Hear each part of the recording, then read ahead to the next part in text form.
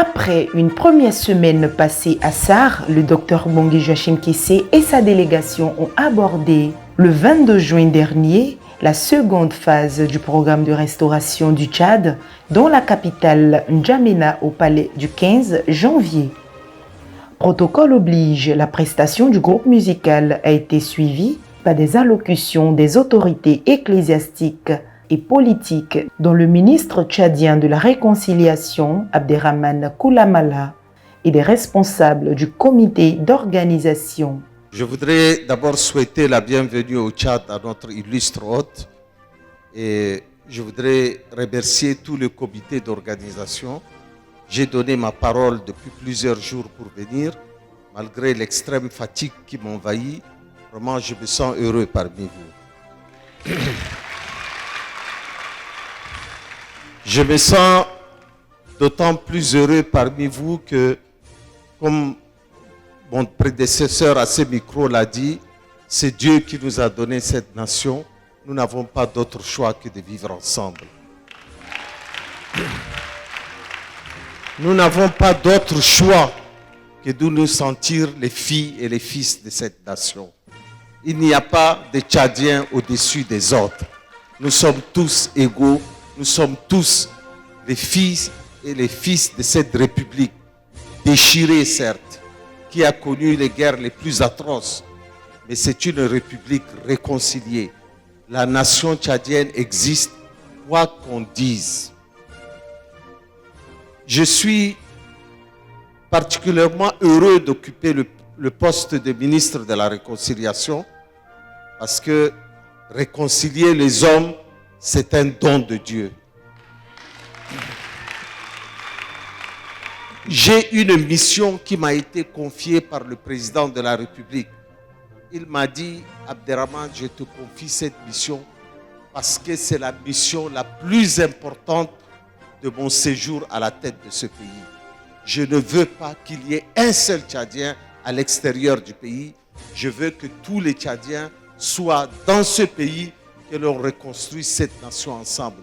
Comment pouvons-nous réconcilier cette nation?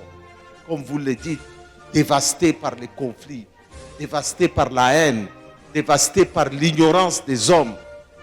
Prenons le courage d'aimer notre destin, quel qu'il soit. Prenons ce courage pour que nous grandissons cette nation. La diversité ethnique, la diversité religieuse est une chance pour le Tchad et non pas un obstacle. Nos différences de religion sont une chance. Chaque fois que je vais dans les hôtels, je trouve toujours une Bible et je lis toujours la Bible parce que c'est la parole de Dieu. Je suis un musulman croyant et pratiquant, mais je respecte toutes les religions parce que Dieu seul sait la vérité. Personne d'entre nous ne la détient.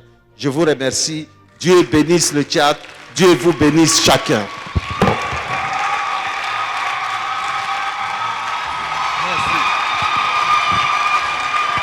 Acclamons, acclamons, acclamons.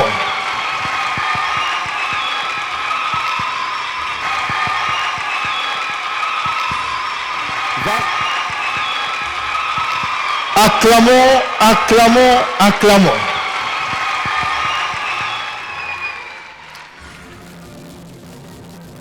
Dieu a parlé au peuple tchadien. C'est le moins que l'on puisse dire avec des révélations faites par le sacrificateur de l'Éternel, le Dr Bongui Joachim Kessé, sur des faits marquants de l'histoire du Tchad dont la portée spirituelle continue de provoquer des incidences sur la vie de la nation. Monsieur le ministre a donné un message très fort et je peux dire a déjà conclu tout ce que nous allons dire dans cette conférence. Notre intervention va aller au-delà du constat. En tant qu'homme de Dieu, en tant qu'homme spirituel, nous savons que tout ce que nous vivons, tout a d'abord une racine spirituelle. Les choses commencent dans le monde invisible et ça rejaillit dans le monde physique. L'indépendance du théâtre a été prononcée dans la ville qui était auparavant appelée Fort Lamy, qui est actuellement donc N'Djamena, qui veut dire nous nous sommes reposés. Alléluia. N'Djamena, nous nous sommes reposés. Nous nous sommes reposés. Les nopales. Donc normalement, le pays devait rentrer dans son repos. Aujourd'hui, 11 août 1960, 11 août 2023, bientôt dans quelques mois, le théâtre aura 63 ans. Mais lorsque nous regardons derrière nous, qu'est-ce que nous constatons? Plusieurs présidents, plusieurs chefs d'État se sont succédés sans pouvoir arriver à apporter à cette nation ce qu'elle désire. Rappelons-nous que nous avons dit au départ, lorsque les fondements sont renversés, le juste, que peut-il faire? Dans Genèse chapitre 1, le verset 1 à 3, la Bible dit ceci. Au commencement, Dieu créa les cieux et la terre. La terre était informe et vide. Il y avait des ténèbres à la surface de l'abîme et l'Esprit de Dieu se mouvait au-dessus des eaux. Dieu dit que la lumière soit et la lumière fut. Dieu vit que la lumière était bonne et Dieu sépara la lumière d'avec les ténèbres. Dieu appela la lumière jour et il appela les ténèbres nuit. Ainsi eut un soir et un matin. Ce fut le premier jour. Avant que Dieu ne fasse le monde tel que nous le connaissons aujourd'hui, Dieu a ordonné qu'il y ait la lumière. Dis avec moi, la lumière. Mes chers frères et sœurs théadiens, le 11 août 1960, lorsque le président François Tombalbaye prononçait le discours de l'indépendance, il y a un événement qui s'est produit. Un événement que l'homme simple peut qualifier d'incident. En plein discours, il y a eu coupure de courant. La lumière est coupée. L'électricité s'est arrêtée. Et tout le monde a été plongé dans le noir. C'est un fait rarissime dans l'histoire des nations.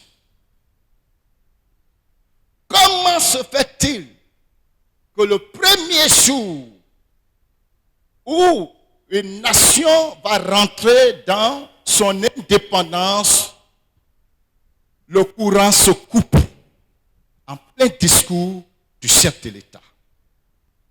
Et le ministre français qui était à côté, André Malraux, va apporter donc une torche pour éclairer le discours. Chers serviteurs de Dieu, ce n'était pas un fait anodin. Est-ce que quelqu'un a coupé le courant expressément? Je ne sais pas. Est-ce que ça a été un incident et puis c'est arrivé? Je ne le sais pas. Mais en tant que prophète, le Saint-Esprit m'a permis de comprendre que ce acte qui s'est posé ce jour-là était un langage. C'était un symbole, c'était un message.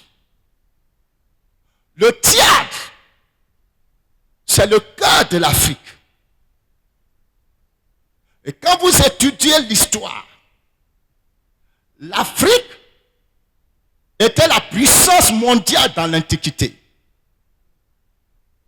L'Afrique a dominé le monde à travers l'Égypte, qui avait un royaume très étendu, très puissant. Et vous savez que l'écriture provient de l'Afrique. La connaissance provient de l'Afrique. Le développement provient de l'Afrique. La science provient de l'Afrique. Les mathématiques proviennent de l'Afrique.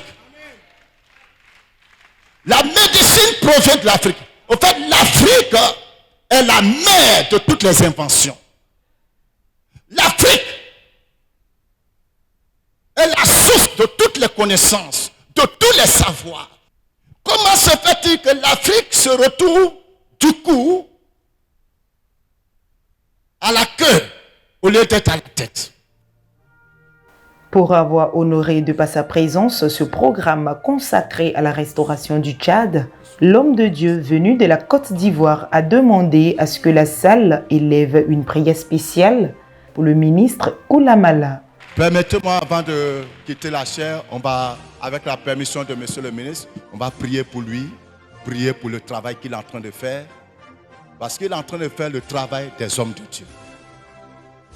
Il est en train de faire le travail des hommes de Dieu. Et ça, c'est un modèle que nous devons suivre. On se tient debout, s'il vous plaît. Nous allons prier que le Dieu lui donne davantage d'onction, de force, de sagesse, de savoir-faire, de courage. Le courage de dire la vérité. De redresser ce qui est courbé.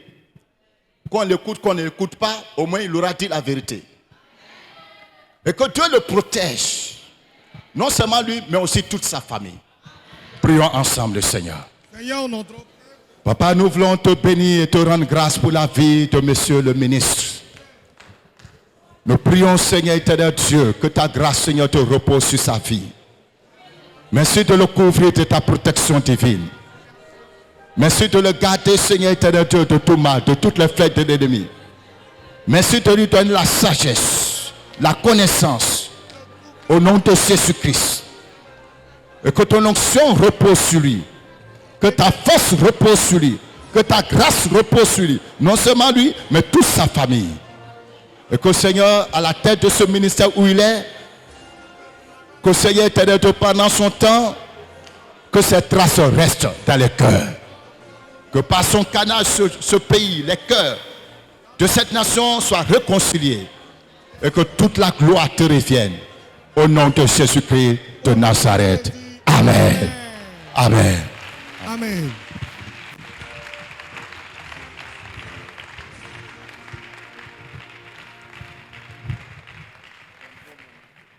Après la photo de famille, le représentant du gouvernement tchadien a confié au micro de Rocher TV sa lecture de l'organisation de ce programme qui suscite beaucoup d'espoir pour le relèvement de la nation tchadienne.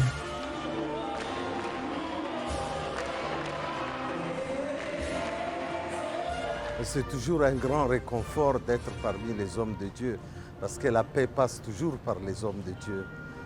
Nos cœurs ne peuvent s'apaiser que devant les forces de l'Éternel. Et c'est pour ça que je suis venu avec un grand plaisir assister à une cérémonie particulièrement émouvante. Je remercie tous ceux qui ont prié pour moi et pour ma mission. Je suis profondément ému et fier d'être parmi des gens aussi agréables et aussi déterminés dans leur foi. Je vous remercie. Et quel appel vous pouvez lancer au peuple tchadien? Le programme parle de lui-même, un pays dévasté, un pays déchiré, un pays qui a connu les pires affres de la guerre, mais un pays déterminé à se réconcilier, à s'unir et à aller vers un destin commun. Amen. Amen. Est-ce que vous comptez encore suivre pour un autre programme s'il y a lieu d'organiser? Je viendrai toujours avec grand plaisir. Je suis tout mon temps et pour vous, madame. Le Tchad a été visité et de telles initiatives, les chrétiens de ce pays d'Afrique centrale en sont assoiffés.